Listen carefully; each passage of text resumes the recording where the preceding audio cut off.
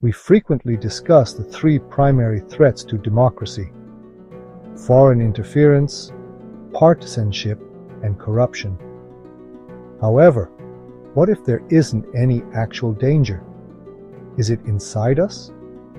What if something much more subtle, our deteriorating capacity for collective action, our increasing inequity, and our deteriorating ability to think clearly, is gradually undermining America's democracy? Let's begin by discussing the mind. Critical thinkers who can challenge authority and make sense of complicated situations are essential to democracies. However, our country's cognitive health is deteriorating. We are being worn down by stress, anxiety, insomnia, and the incessant cacophony of digital life. Today, false information spreads faster than the truth, and it's easier to incite anger than to encourage clear thinking. We stop asking tough questions when we're tired or busy, and democracy starts to sway. Our lack of attention caused it to be attacked.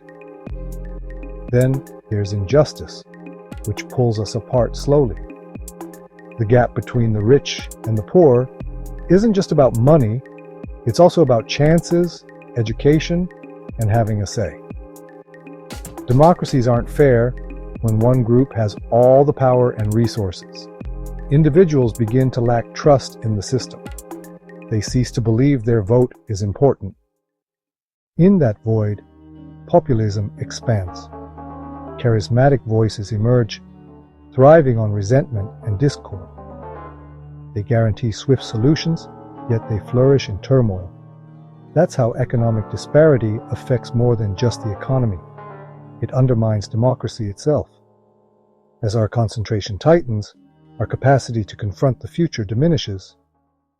From climate change to artificial intelligence, the United States is entering a phase of significant change.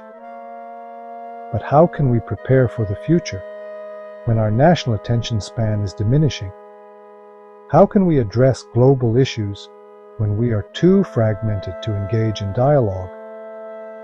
The reality is that democracy cannot endure with a short-term perspective. It requires vision, collaboration, and reliable relationships. The exact things we are losing. So what solutions do we implement? Initially, by addressing the mind. Cognitive well-being must become a national priority. Improved education, access to mental health resources, and a healthier digital landscape that prioritizes truth instead of clicks. Secondly, by reducing the disparity in inequality. Just wages, accessible healthcare, and opportunities can revive trust in democracy. And ultimately, by restoring our ability to contemplate the long term. That entails supporting organizations and discussions that focus on future generations rather than just the upcoming election. Democracy is more than merely a system. It's a mirror of our identity. If our thoughts are fragmented, our nation will suffer the same. However, by reinstating clarity, empathy, and balance, we may again uncover the resilience that established this nation as it exists today. Remember, democracy doesn't begin in Washington. It begins in the way we think, speak, and listen every day. I'm Gerson Torres, and this is Coffee Talk.